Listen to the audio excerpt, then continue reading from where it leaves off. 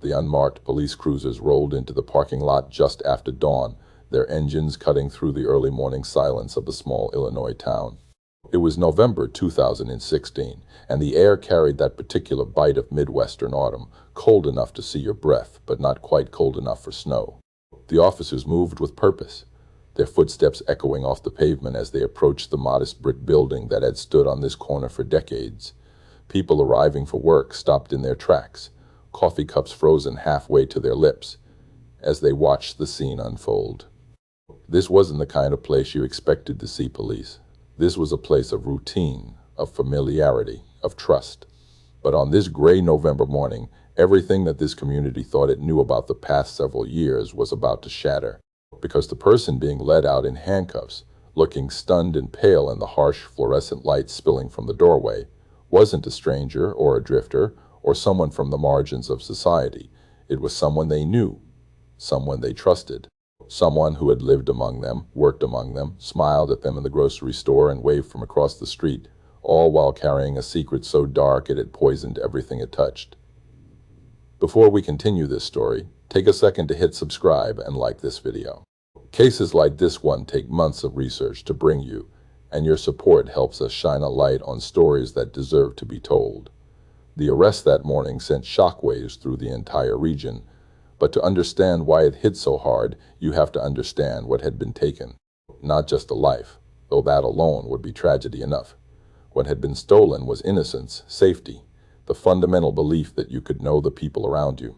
The case that had finally been solved after years of dead ends and sleepless nights belonged to Allie Houston, and her name had become synonymous with every parent's worst nightmare, every family's deepest fear.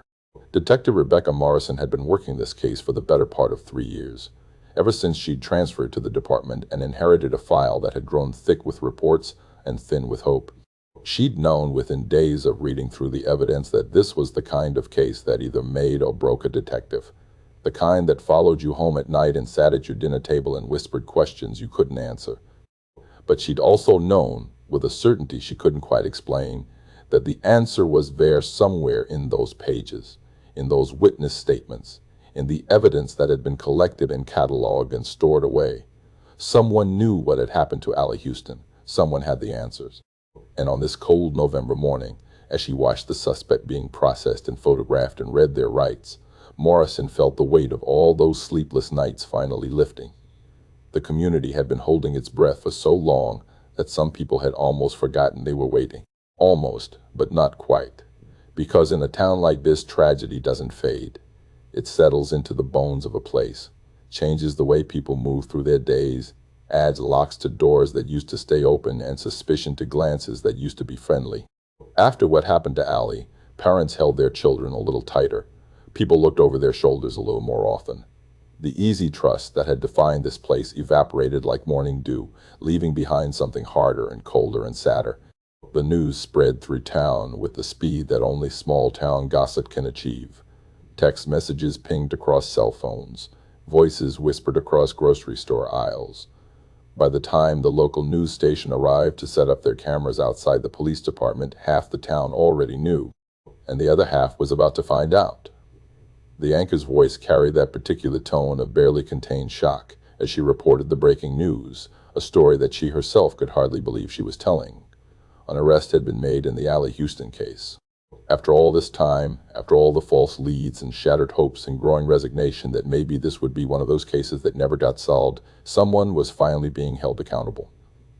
But it wasn't the arrest itself that made people stop and stare at their television screens. It wasn't even the fact that the case was finally being closed after years of investigation. It was who had been arrested. The name that the anchor spoke with careful, almost disbelieving precision.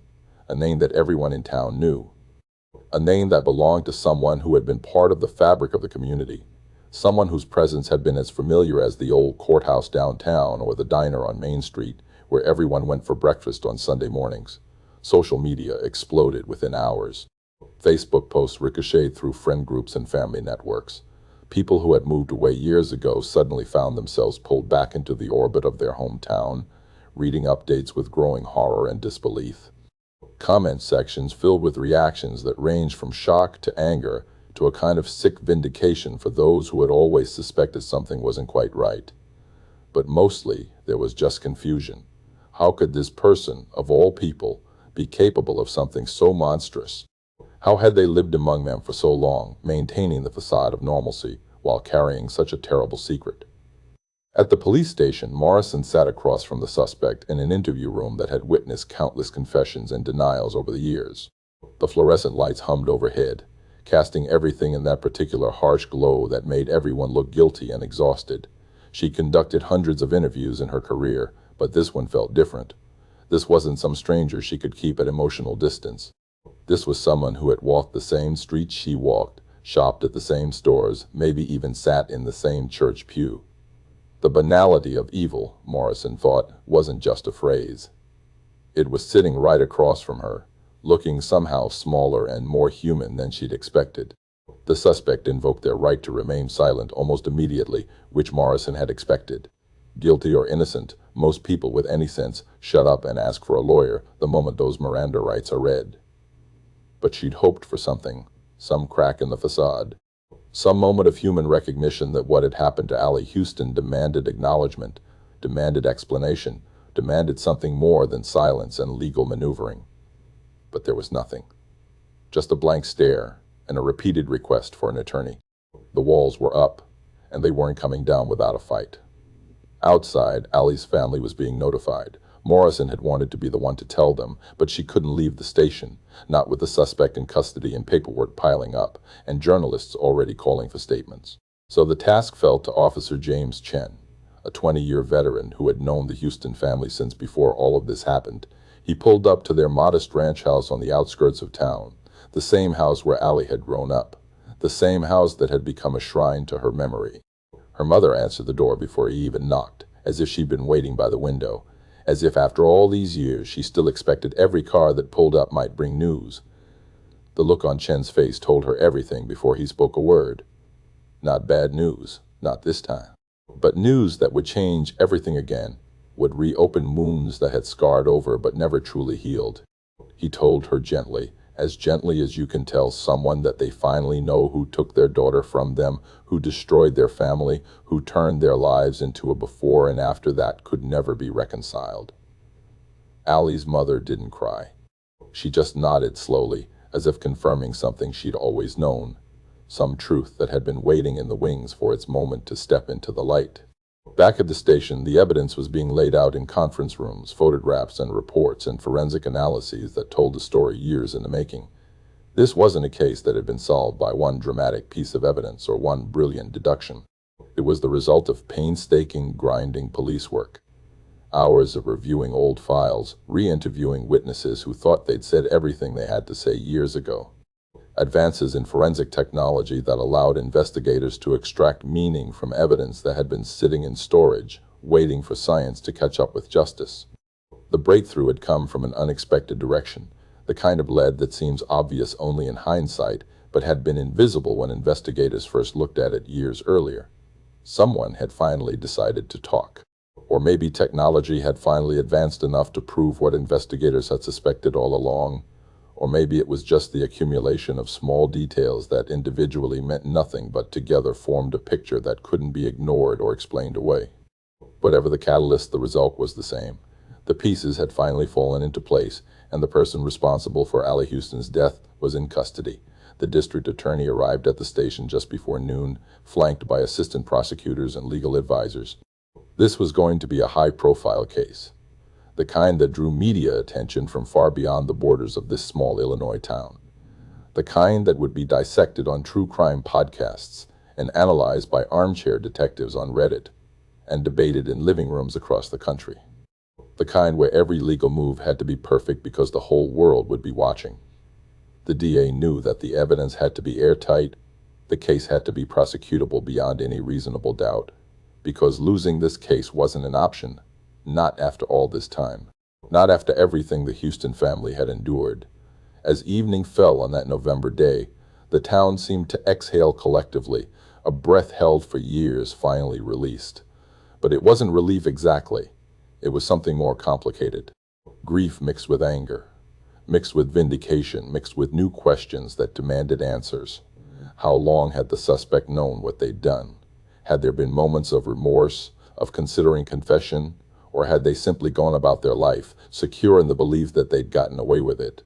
And perhaps most disturbingly, had there been signs that people missed, red flags that went unnoticed or unreported because the person displaying them seemed so normal, so trustworthy, so incapable of violence? The local diner was packed that evening, filled with people who needed to be around others, who needed to process what they'd learned in the company of fellow community members who understood the peculiar mix of emotions coursing through everyone. Conversations were hushed but intense. Theories were shared and debated. Memories were examined through a new lens, ordinary interactions from years past suddenly taking on sinister undertones.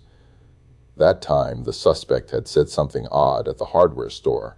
That moment at the church picnic when they'd seemed uncomfortable around children. Were these real warning signs? Or were people retrofitting meaning onto randomness, desperate to believe that evil announced itself in recognizable ways? Morrison finally left the station well after midnight, exhausted in ways that went beyond physical tiredness. This was the emotional exhaustion that comes from carrying other people's trauma, from spending years inside the darkest moments of someone else's life. She sat in her car in the parking lot for a long moment before starting the engine, watching her breath fog the windows, thinking about Allie Houston, a young woman she'd never met but felt she knew intimately from photos and reports and witness statements, a life reduced to evidence and testimony and legal arguments, but also a life that had mattered, that had been loved, that had left a hole in the world that could never be filled. The arrest was just the beginning. There would be pre-trial motions and jury selection, and a trial that would force this community to relive its worst nightmare in excruciating detail. There would be appeals and legal maneuvering and probably years of additional trauma for everyone involved. But for tonight, there was this. The person responsible for Allie Houston's death was in custody.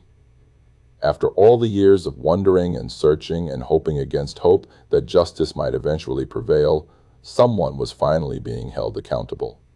It wasn't closure exactly. Morrison had learned long ago that closure was a myth, something people who hadn't experienced profound loss talked about as if grief had an expiration date. But it was something. It was the truth, finally dragged into the light. And sometimes, that had to be enough. To understand why Allie Houston's death devastated an entire community, you have to understand who she was before she became a headline, before her name was attached to a case file, before her photograph appeared on missing person flyers taped to every storefront window in town. Allie wasn't just a victim. She was a daughter, a friend, a presence that lit up rooms and made people feel seen in ways they hadn't even realized they needed. She was 23 years old in the spring when everything changed, living in a small town about 40 miles outside of Chicago, in that particular stretch of Illinois where suburbs give way to farmland and people still know their neighbors by name. Allie had been born and raised in this town, the youngest of 3 children in a family that had lived in the area for generations. Her father worked as a mechanic at the local auto shop, the kind of place where farmers brought their tractors and soccer moms brought their minivans, and everyone knew they'd get honest work at a fair price. Her mother was a school librarian at the elementary school, beloved by generations of children who associated her with story time and the smell of old books and the gentle patience she showed to every struggling reader who walked through her door. Allie's 2 older brothers had both moved away after college, one to Denver and one to Atlanta, chasing careers and opportunities that small-town Illinois couldn't provide. But Allie had stayed. She graduated from the local high school in 2011, a bright student who played volleyball and sang in the school choir, and always seemed to be organizing fundraisers for causes she cared about. Teachers remembered her as genuinely kind, not the performative kindness that students sometimes displayed to pad their college applications, but the real thing. She tutored younger students without being asked. She befriended the kids who ate lunch alone. When the janitor's wife died suddenly, Ollie was the one who organized a meal train and collected donations. 17 years old and already understanding that community meant showing up for people in their darkest moments. After graduation, Allie had enrolled at the community college about 20 minutes away, taking general education courses while she figured out what she wanted to do with her life. She'd considered nursing, then teaching, then maybe social work. Her mother used to joke that Allie had too much empathy for her own good, that she felt everyone's pain as if it were her own and wanted to fix everything for everyone. It wasn't a criticism. It was just the truth about who Allie was at her core. She saw suffering and she wanted to help. She saw loneliness and she wanted to provide companionship. She saw injustice and she wanted to make things right. By 2014, Allie had completed her associate's degree and was working two part-time jobs while deciding her next steps. 3 mornings a week, she worked at a local coffee shop called The Daily Grind, a cozy place with mismatched furniture and local art on the walls where everyone knew everyone, and regulars had their orders memorized by heart. Allie made lattes and cappuccinos and listened to people's problems with the same attention she'd give to her closest friends. The owner later said that customers would specifically time their visits to when Allie was working, that she had a gift for making people feel less alone in the world. Her other job was at a daycare center on the edge of town, working afternoons with toddlers and preschoolers whose parents needed care while they finished their workdays. Allie had found her calling there, in the chaos of finger paints and story time and tiny humans who needed someone to tie their shoes and wipe their tears and tell them they were special. She decided by early 2015 that she wanted to get her bachelor's degree in early childhood education, that she wanted to spend her life working with children, helping them navigate a world that could be confusing and scary and beautiful all at once. She lived in a small apartment above the hardware store on Main Street, a one-bedroom place with slatted floors and windows that rattled when trucks drove by, but that Allie had made cozy with secondhand furniture and plants that she somehow kept alive despite not having much of a green thumb. Her best friend Sarah lived 2 blocks away, and they'd maintained the same friendship since elementary school, the kind of bond that survives every phase of life because it's built on genuine understanding rather than circumstantial proximity. They had dinner together most Tuesday nights, taking turns cooking or ordering pizza when neither of them had the energy to deal with the kitchen. Ollie had been dating someone named Connor for about 8 months, a relationship that was serious, but not quite at the moving in together stage. Connor worked construction and had the kind of steady, reliable personality that Allie's parents approved of. He made her laugh. He showed up when he said he would. He'd integrated into her friend group easily, coming to game nights and birthday parties and treating Allie's people like they mattered because they mattered to her. They talked vaguely about the future, about maybe getting engaged in a year or two, about the kind of life they might build together in this town or maybe somewhere nearby where opportunities were more abundant. Her routine that spring was predictable in the way young adult lives often are, when you're still figuring things out but haven't quite committed to a particular path. Morning shifts at the coffee shop on Monday, Wednesday, and Friday, afternoons at the daycare Tuesday through Thursday, evenings with Connor or Sarah or sometimes just alone in her apartment, reading or watching Netflix or scrolling through social media like everyone else her age. Weekends were for sleeping in and brunch and whatever social events were happening around town, which, in a place that size, usually meant backyard barbecues or bonfires or the occasional night at the one bar that didn't completely suck. It was April when everything changed, that particular moment in Midwestern spring when winter finally releases its grip and the world seems to wake up all at once. The trees were just starting to show green, and farmers were getting their equipment ready for planting season, and people were spending more time outside after months of being cooped up by cold and snow. Ollie had seemed happy, her friends would later tell investigators. Not just okay or fine, but genuinely happy. She was excited about starting classes again in the fall. She was saving money for a better car. She and Connor had just celebrated 8 months together with a weekend trip to Chicago, staying in a cheap hotel and eating deep dish pizza, and walking along the lakefront taking selfies that Allie posted to Instagram with heart emojis. April 19th was a Thursday, unremarkable in every way except for what it would become. A lie worth the morning shift at the Daily Grind, starting at 6 and finishing at noon. The owner remembered her being in good spirits, singing along to the music playing over the speakers, making the regular customers smile with her easy conversation. She'd talked about plans to visit her brother in Denver over the summer, about a new recipe she wanted to try for dinner that night, about absolutely nothing that suggested this would be her last normal day. After her shift ended, Allie drove the 15 minutes to the daycare center, arriving early as she often did to help set up the afternoon activities. She spent 3 hours with the children, reading stories and supervising playground time and mediating the kind of minor disputes that 3-year-olds get into over toy trucks and whose turn it is on the swing. One of the other teachers later said Allie had been laughing that afternoon, chasing kids around the playground, completely present and alive and unaware that anything bad was about to happen. She left the daycare at 5:15, waving goodbye to coworkers and heading toward her car in the parking lot. Security camera footage, grainy and distant, showed her walking across the pavement, her bag slung over her shoulder, keys in hand. She was alone. The parking lot was emptying as parents collected their children and staff headed home for the evening. It was still light out, that golden hour before sunset when the world is bathed in warm light and everything feels safe and normal. That was the last confirmed sighting of Allie Houston alive. She was supposed to meet Connor for dinner at 6:30 at their favorite Mexican restaurant, the place where they'd had their first date and where they still went whenever they wanted to celebrate something. When 6:30 came and went with no sign of Allie and no response to Connor's texts, he figured she was running late. When 7 o'clock hit and she still hadn't shown up or answered her phone, he started to worry. When 7:30 arrived and his calls were going straight to voicemail, he paid for the beer he'd been nursing and drove to her apartment. Her car wasn't in its usual spot behind the building.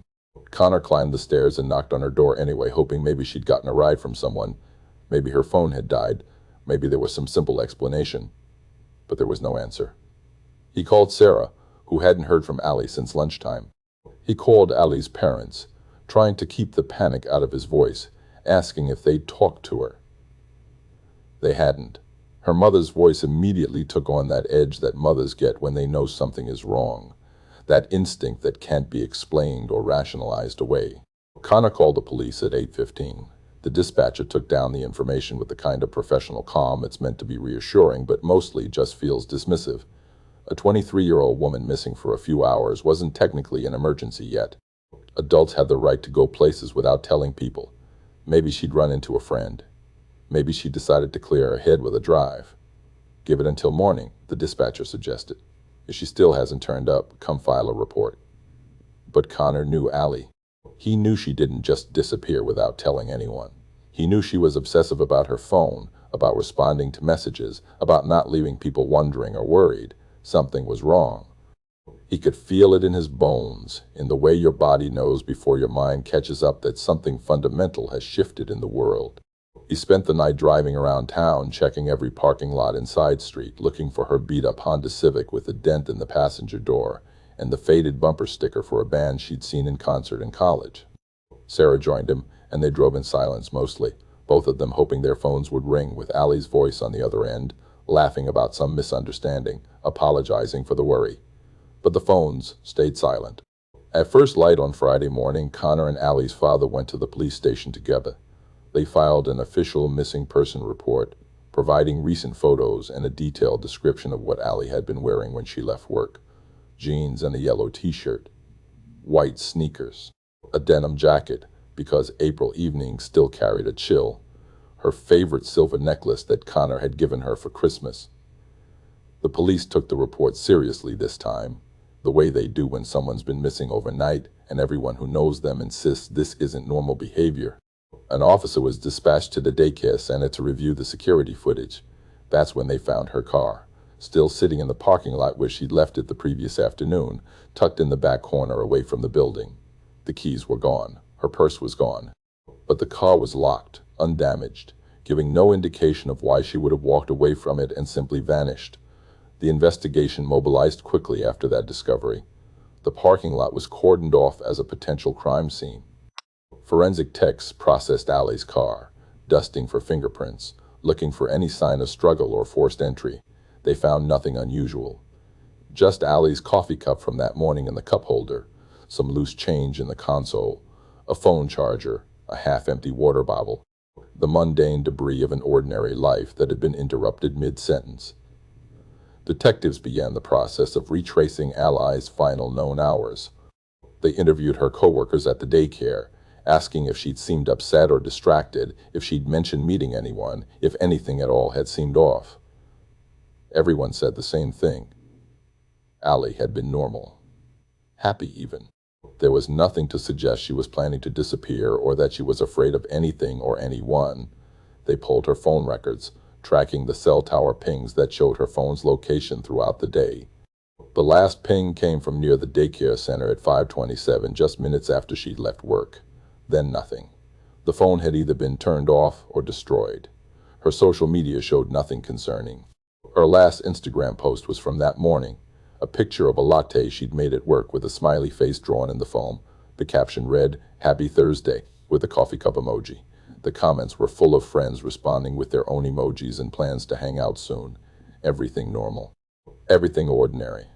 Everything suggesting a young woman with no idea that her life was about to end. The search expanded outward from the daycare center, volunteers combing through the surrounding areas, looking for any sign of Ally or her belongings. Her purse, her phone, her keys, anything that might provide a clue about what had happened in those minutes between leaving work and vanishing completely. The community response was immediate and overwhelming. Hundreds of people turned out to search, walking through fields and wooded areas, checking drainage ditches and abandoned buildings. Local businesses printed flyers with Allie's photo. The coffee shop where she worked became an unofficial headquarters, people gathering there to coordinate search efforts and share information and try to make sense of the senseless. 3 days after she disappeared, a dog walker found Allie's purse in a dumpster behind a gas station about 2 miles from the daycare center. Her wallet was inside, credit cards untouched, the $37 in cash still there. Her phone was gone. Her keys were gone. But everything else was there, sitting in a garbage bag like someone had wanted to dispose of evidence but hadn't thought it through very carefully. The discovery shifted the investigation into darker territory. This wasn't a missing person case anymore. This was something worse. And everyone knew it, even if no one wanted to say it out loud. The hours after finding Allie's purse felt like falling, that sickening sensation when you realize the ground isn't where you thought it was and there's nothing to grab onto. Her mother stopped sleeping entirely, sitting at the kitchen table through the long Midwestern nights, staring at her phone as if she could will it to ring with good news. Her father drove the streets compulsively, headlights cutting through the darkness, scanning shoulders and ditches and parking lots for any sign of his daughter. Connor moved through those days like a ghost, functioning but not quite present. His mind stuck in that parking lot at 5:15 when Allie had walked to her car and stepped out of the world. The police investigation intensified in ways both visible and invisible. Detectives canvassed the area around the gas station where the purse had been found, asking if anyone had seen anything unusual on Thursday evening or early Friday morning. They pulled security footage from every business within a 5-mile radius of both the daycare and the gas station, watching hours of grainy video looking for Allie's face, her yellow shirt, any glimpse of what might have happened. They interviewed everyone in Allie's life, the concentric circles of people who knew her well and people who knew her casually, and people who might have crossed her path without either of them remembering. Connor was questioned extensively, which he understood even through the fog of his grief and fear. The boyfriend is always a suspect. Statistics don't lie about that. He provided his timeline for Thursday evening, the restaurant staff confirming he'd been sitting alone at their usual table from 6:30 until after 7. His phone records showed the calls he'd made trying to reach Allie. His coworkers confirmed he'd been at the construction site all day Thursday, not leaving until after 5. He wasn't a viable suspect, but the detectives had to be sure. They always had to be sure. Sarah was interviewed multiple times as well, detectives probing for any detail Allie might have shared about feeling uncomfortable around someone, about any interaction that had seemed off, about any change in her routine or mood.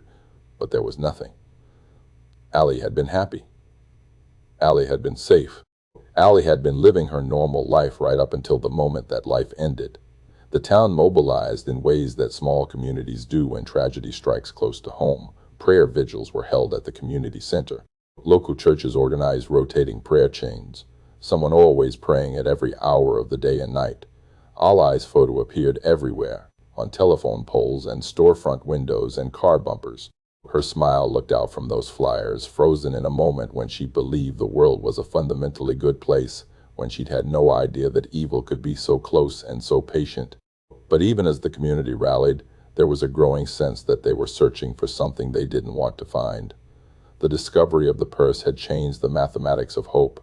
Missing persons sometimes come home. Missing persons sometimes turn up with explanations that make sense, however strange.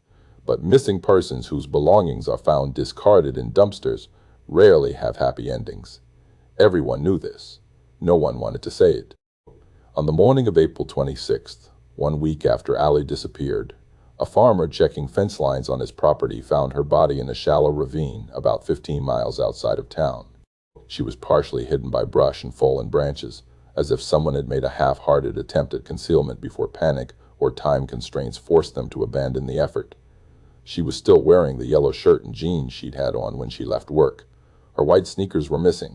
Her silver necklace was gone.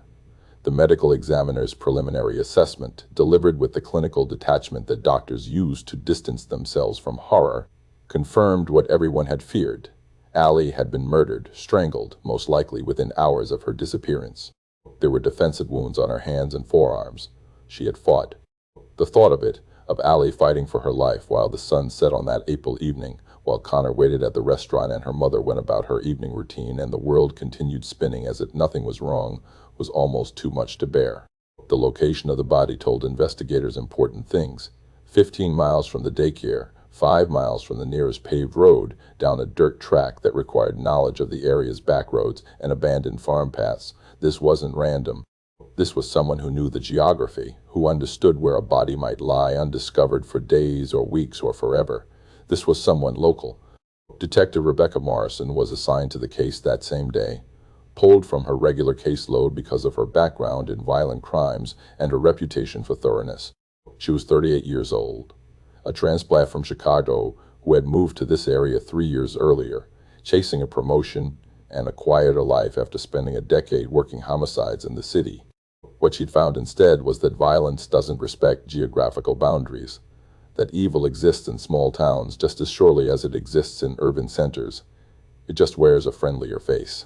Morrison threw herself into the investigation with the intensity of someone who understood that the first 48 hours were critical, even though those hours had already passed while Allie was simply missing.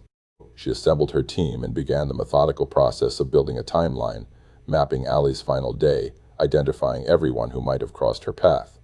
The daycare staff were interviewed again, this time with the knowledge that they were likely the last people to see Allie alive besides her killer. Had anyone come by the center that afternoon? Any unusual cars in the parking lot? Any interactions that seemed innocent at the time but might mean something different now? One of the teachers mentioned that there had been someone in the parking lot when she left around 4:30, a figure sitting in a car near the back corner. She hadn't thought much of it at the time. Parents sometimes arrived early and waited in their cars, scrolling through phones or finishing work calls before collecting their children. But now, with Allie's body found and questions multiplying, every detail took on new significance. What kind of car was it? The teacher couldn't remember. What did the person look like? She hadn't seen them clearly, just noticed the car was occupied. Had she seen that car before? Maybe. Possibly. She wasn't sure. It was the kind of lead that could mean everything or nothing. A fragment that Morrison carefully documented while knowing it might never connect to anything solid. This was the reality of investigation work, the accumulation of tiny details that might form a picture or might just be noise, and you wouldn't know which until much later, if ever. The forensic evidence collected from Allie's body and clothing was processed by the state lab, a facility overwhelmed with cases from across Illinois, where the wait time for results could stretch into months. DNA samples were collected, evidence of a struggle cataloged, fibers and trace materials carefully preserved. But DNA evidence was only useful if you had a suspect to compare it against, and in April 2014, Morrison didn't have any suspects. She had questions and theories and a growing sense of frustration, but no clear direction to point the investigation. The funeral was held on a gray Saturday morning, the church overflowing with people who had known Allie or simply felt compelled to bear witness to the loss. Her mother sat in the front pew, dry-eyed and hollow, past the point where tears meant anything. Her father held her hand with a kind of grip that suggested if he let go, he might simply float away into nothing. Connor sat on the other side, Sarah next to him, both of them looking years older than they had 2 weeks earlier. Grief ages you in ways that time alone never could. Morrison attended the funeral, as detectives often do, watching the crowd for anyone who seemed out of place or displayed behavior that might be significant. Killers sometimes attend their victims' funerals, drawn by some combination of guilt and ego and the need to see the impact of what they've done. But everyone at the service seemed to belong there, united in genuine grief and bewildered anger. If the killer was among them, they were hiding it well. The investigation continued through the spring and into summer, Morrison and her team following every lead, no matter how thin or unlikely. They looked at registered sex offenders in the area, tracking down and interviewing every man on the list, confirming alibis or clearing them through other means. They examined Allie's online presence, scrolling through years of social media posts and messages, looking for any indication that someone had been fixated on her, stalking her digitally before moving into the physical world. They found nothing concerning. Allie's online life was as wholesome and unremarkable as her real one had been. They interviewed people who had been at the coffee shop the morning Allie worked her last shift, asking if anyone had seemed overly interested in her, if anyone had made her uncomfortable. The regulars all said the same thing. Allie was friendly with everyone, but never in a way that invited inappropriate attention. She was professional, kind, but boundaried. If someone had been obsessed with her, they'd hidden it well. The case generated media attention that spread beyond the local area. Regional news stations picking up the story of the young woman murdered in a small Illinois town, her killer still at large. True crime bloggers wrote lengthy posts analyzing the evidence that had been made public, spinning theories about what might have happened. Some of the theories were plausible. Many were wild speculation based on nothing but the human need to impose narrative on chaos. Morrison learned to ignore most of it, focusing instead on the evidence, the facts, the provable realities that might eventually lead to an arrest. But as summer gave way to fall, the leads dried up. Every promising thread was followed to its end and found wanting. Every person of interest was cleared or eliminated. The physical evidence was being analyzed, but yielded no immediate breakthroughs. The case wasn't officially cold, not yet, but it was cooling. Morrison could feel it, the way momentum slows and then stops, the way active investigation gives way to periodic reviews, and the hope that some new piece of information will surface from an unexpected direction. Allie's parents struggled through that first year in ways that defied description. The simplest tasks became monumental. Grocery shopping meant risking running into people who would offer sympathy with pitying eyes, making them relive their loss in produce aisles and checkout lines. They stopped going to church because they couldn't bear the whispered prayers and the feeling that everyone was watching them, wondering how they were holding up, as if there was any answer to that question besides terribly. They were holding up terribly. Their daughter was dead, murdered by someone who remained free, and there was no holding up from that. There was only surviving minute by minute, breath by breath, learning to live in a world where Allie no longer existed. Connor tried to move forward because everyone told him that's what Allie would have wanted, but he couldn't quite figure out what moving forward looked like. He went to work because bills needed paying. He went through the motions of his life. But he couldn't bring himself to date, couldn't imagine trusting someone enough to build something new when the last person he trusted the universe to protect had been taken so violently. He visited Allie's grave every Sunday, bringing flowers and sitting in the grass talking to a headstone, telling her about his week, about the things he'd seen that she would have laughed at or found beautiful. He knew it probably seemed strange to people who saw him there. He didn't care. Sarah moved away 6 months after the funeral, taking a job in Indianapolis that allowed her to leave behind the town where every street corner held memories of Allie. She felt guilty about leaving, like she was abandoning Allie's memory. But she couldn't breathe there anymore. Couldn't walk past the daily grind without expecting to see Allie through the window. Couldn't drive past the daycare without her stomach clenching. Sometimes survival requires distance, and Sarah needed distance to survive. Morrison didn't have the luxury of distance. This was her case, her responsibility, and she carried it with her everywhere.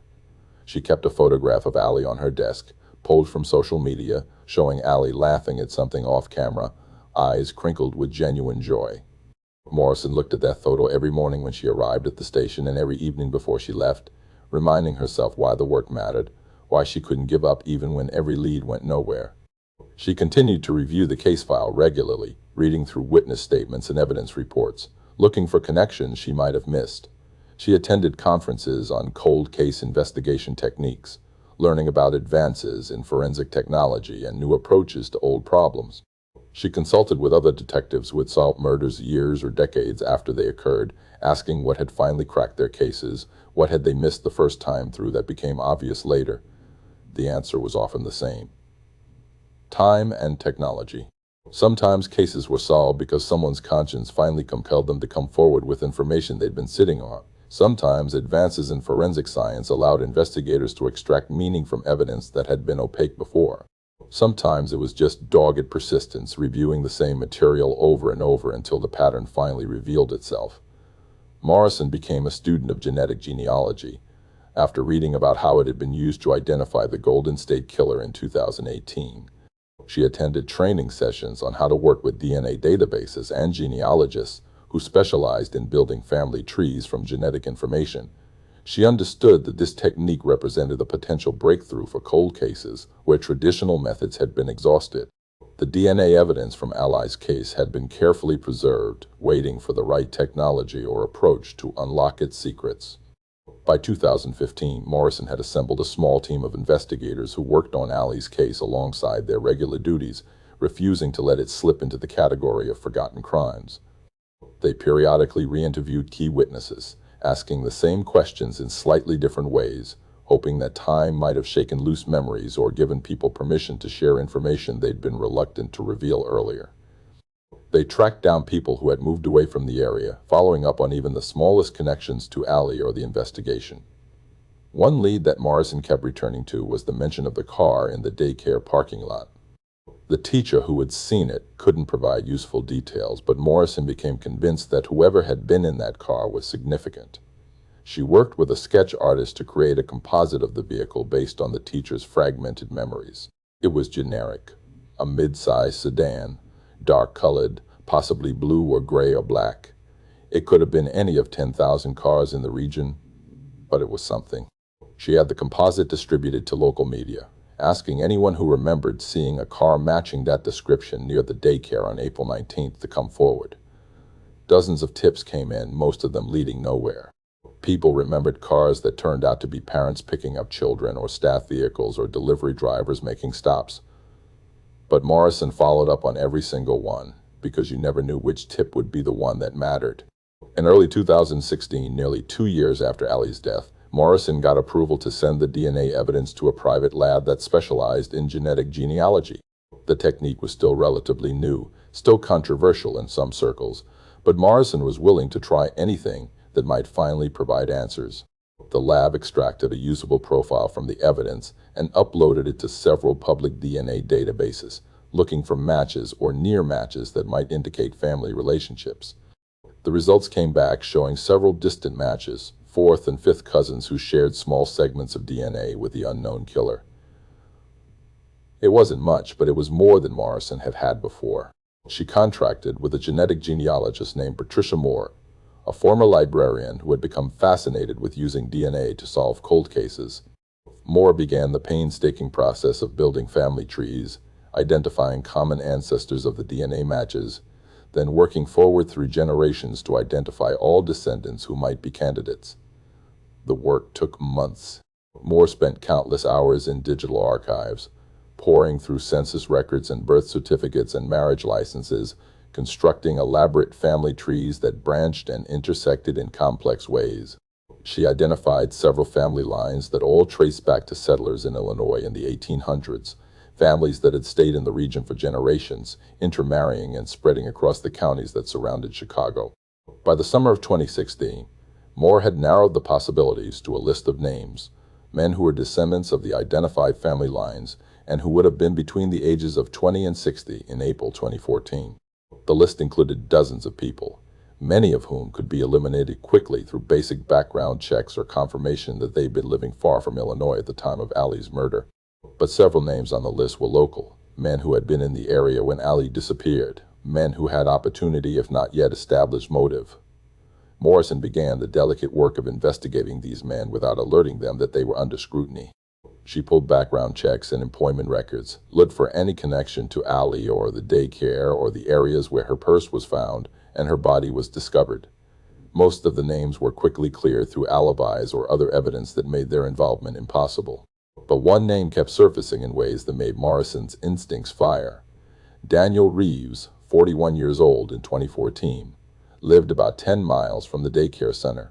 He worked in IT for a regional healthcare system, a job that gave him flexibility in his schedule and required him to travel to various facilities across the area. He was married with 2 children, active in his church, coached youth soccer. On paper, he was as unremarkable as anyone else in the community, the kind of person you might pass in the grocery store without a second glance. but Morrison dug deeper and found things that troubled her. Reeves had no criminal record, but there were flags in his past that suggested a pattern of behavior. A complaint from a coworker in 2010 about inappropriate comments, investigated by HR and resolved with a warning but no termination. A domestic disturbance call to his home in 2012 that resulted in no charges but indicated tensions in his marriage. These weren't proof of anything, but they suggested someone capable of crossing boundaries, of making people uncomfortable, of potential violence that stayed just barely contained. Morrison pulled Reeves's work records for April 2014 and found that he'd had the afternoon of the 19th free, no scheduled appointments, nothing that would have prevented him from being near the daycare center. His cell phone records from that period showed activity consistent with someone driving around the area, pinging off towers in a pattern that roughly matched a route from the daycare to the location where Ally's purse was found to the remote area where her body was discovered. It wasn't enough for an arrest. Morrison needed more. She needed DNA directly from Reeves to compare against the evidence from the crime. She could ask him to voluntarily provide a sample, but that would alert him and give him the opportunity to lawyer up or flee. She could try to get a court order, but judges were reluctant to compel DNA without stronger evidence than she currently had. Or she could collect abandoned DNA, waiting for Reeves to discard something in a public place that she could legally collect and test. Morrison chose surveillance. Starting in September 2016, she had a rotating team of detectives discreetly follow Reeves, documenting his movements and watching for opportunities to collect discarded items. They watched him stop for coffee at a Dunkin' Donuts on his way to work, retrieving the cup after he threw it away. They watched him eat lunch at a Subway, collecting the napkins he used and discarded. They watched him attend his son's soccer game, picking up the water bottle he left behind on the bleachers.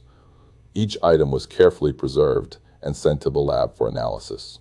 The first sample, from the coffee cup, yielded usable DNA. The lab processed it and compared it to the profile from Ally's case. Morrison waited for the results with a tension that made her shoulders ache and her sleep even more fractured than usual. This could be it.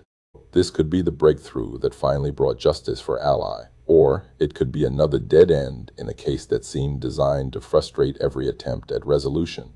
The call came on a Tuesday morning in late October. Morrison was at her desk reviewing another case when her phone rang with the lab's number. She answered, trying to keep her voice steady, trying not to hope too hard because hope had been disappointed so many times before. The DNA was a match. Not a partial match or a familial match, but a definitive match. Daniel Reeves's DNA was on Ally Houston's body and clothing, placed there during the commission of her murder. After 2.5 years of dead ends and false starts and grinding investigative work, Morrison finally had her answer. She had her killer. She sat at her desk, staring at the lab report, feeling the weight of all those months compress into this single moment of certainty. She thought about Ally's mother, still living in that house where Ally had grown up, still setting out 4 plates at holiday dinners before remembering and putting one back. She thought about Connor, who visited a grave every Sunday and talked to someone who couldn't answer. She thought about the community that had been holding its collective breath, wondering if justice would ever come. Morrison immediately contacted the district attorney's office, walking them through the evidence methodically. The genealogical investigation that had led to Reeves, the circumstantial evidence that placed him in the right locations at the right times, and most importantly, the DNA match that definitively linked him to the crime. The DA assigned senior prosecutor James Whitfield to the case, a veteran who had successfully prosecuted numerous cold cases and understood both the power and the challenges of genetic genealogy evidence. They spent 2 weeks building an airtight case before seeking an arrest warrant. They needed every detail perfect, every piece of evidence documented and preserved, every legal challenge anticipated and prepared for. This wasn't just about getting an arrest. It was about getting a conviction that would stand up through appeals and legal challenges and the scrutiny that high-profile cases always attracted. The warrant was signed on November 3, 2016. Morrison assembled her team and briefed them on the arrest plan. They would execute the warrant at Reeves's workplace early in the morning, minimizing the risk of confrontation or flight and avoiding traumatizing his children by making the arrest at home. The element of surprise was crucial, not because they expected Reeves to be violent necessarily, but because they couldn't risk giving him any opportunity to destroy evidence or construct an alibi. The black SUVs rolled into the parking lot of the healthcare facility where Reeves worked just after dawn on November 8th. Morrison led the team inside, credentials displayed, asking the receptionist to direct them to Reeves's office. The woman's eyes widened in confusion and concern, but she pointed down a hallway without asking questions. Morrison could feel her heart pounding as they approached. The accumulated tension of 2.5 years of investigation compressed into this moment of action. Reeves was sitting at his desk when they entered, staring at his computer screen with a coffee cup steaming beside his keyboard. He looked up when Morrison said his name, confusion crossing his face before settling into something else. Recognition, maybe, or resignation, or the calculation of someone trying to figure out how much they knew and how he should respond. Morrison identified herself and told him he was under arrest for the murder of Allie Houston. Jew watched his face carefully, looking for the reaction. For a moment there was nothing, just a blank stare as if he was processing information in a language he didn't quite understand. Then his face crumpled slightly, not into tears or obvious emotion, but into something like defeat. Like a man who had been waiting for this moment for years and was almost relieved it had finally arrived. Reeves didn't resist. He didn't ask for a lawyer or refuse to cooperate. He simply stood up, allowed Morrison to place him in handcuffs, and walked quietly to the waiting vehicle. His co-workers watched in shock as he was led through the office.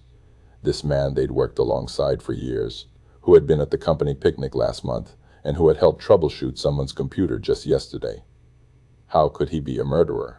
How could someone so ordinary be capable of something so monstrous? The news of the arrest spread through the community with the force of a shockwave. Social media exploded within minutes. News vans descended on the police station and Reeves's home and the daycare where Allie had worked. Reporters scrambled to piece together the story, interviewing neighbors and co-workers and anyone who might have known either Allie or Reeves. The connection between them wasn't immediately obvious, which made the crime even more disturbing. This appeared to be a stranger killing, opportunistic rather than planned, which meant Allie had simply been in the wrong place at the wrong moment, crossing paths with someone whose darkness she had no way of anticipating. Connor heard about the arrest from Morrison herself, who had called him personally to deliver the news before it became public. He sat in his truck with the engine off, Morrison's words echoing in his head, trying to process that after all this time they finally knew who had killed Allie. Daniel Reeves. The name meant nothing to him. He'd never heard of the man, couldn't remember Allie ever mentioning him, which somehow made it worse, that she'd been murdered by someone who wasn't even significant enough to remember, someone who had taken everything from her while being no one to her at all. He drove to the cemetery without consciously deciding to, pulling up to the familiar spot where Allie's headstone stood among others, where the grass was always carefully maintained and where flowers appeared regularly from people who still remembered and mourned.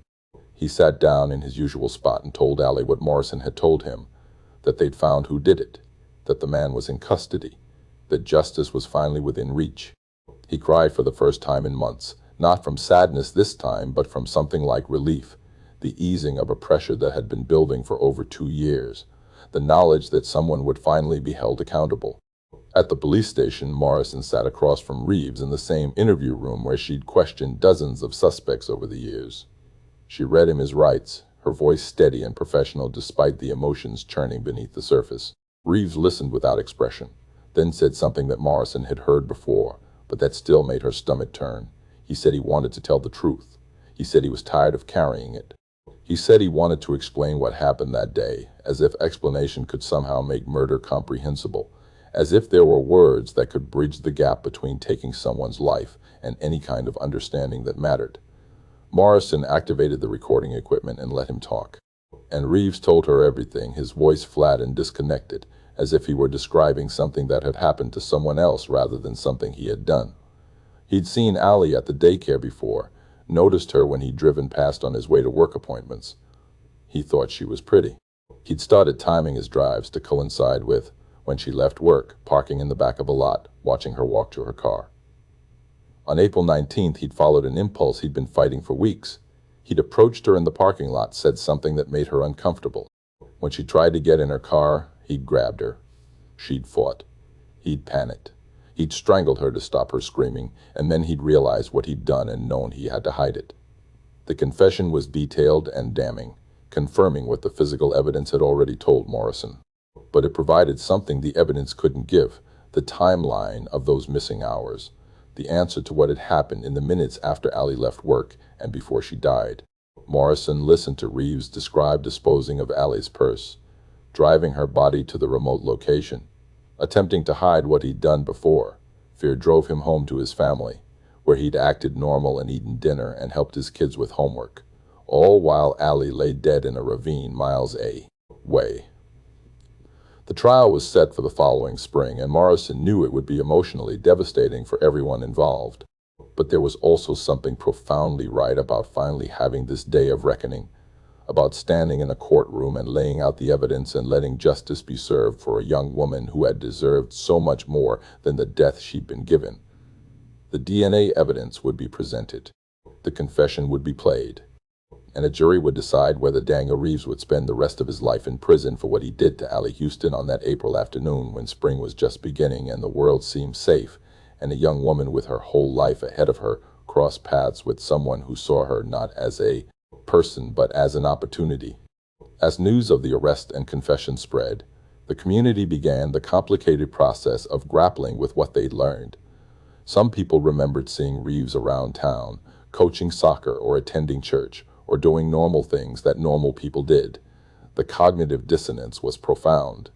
How could someone who seemed so ordinary be capable of such extraordinary evil? But that was the thing about monsters, Morrison knew. They rarely looked like monsters. They looked like everyone else. They lived among us. They smiled and waved and maintained the facade of normalcy, and the only thing that separated them from the rest of humanity was the choice they made when impulse and opportunity aligned. Allie's parents were notified of the arrest in person by Morrison, who sat in their living room and told them that after 2.5 years they finally had answers. Allie's mother cried, her husband holding her as she sobbed out something between grief and relief and rage. They had known on some level that Allie was dead from almost the beginning, but knowing and having it confirmed by evidence and confession were different things. And knowing who had killed her, knowing there was a face and a name to attach to the evil that had taken their daughter, brought a different kind of pain, not closure, because closure was a myth, but something. The terrible, necessary something that felt like the beginning of being able to breathe again, however shallowly. Where are you watching from today? Drop a comment and let me know. Cases like Allie's remind us that justice sometimes takes years, but it's worth the wait. It's worth every sleepless night and every dead end and every moment of frustration, because young women like Allie deserve to be remembered as more than victims. They deserve to have their stories told and their lives honored and their killers held accountable, no matter how long it takes or how impossible it seems. Because in the end, the truth has a way of surfacing. Time and technology and dogged persistence can accomplish what seemed impossible in the moment. And somewhere, in a cemetery in a small Illinois town, beneath a headstone that bears her name and dates that bracket a life cut far too short, Allie Houston could finally rest, knowing that the man who took everything from her would spend the rest of his days paying for what he'd done.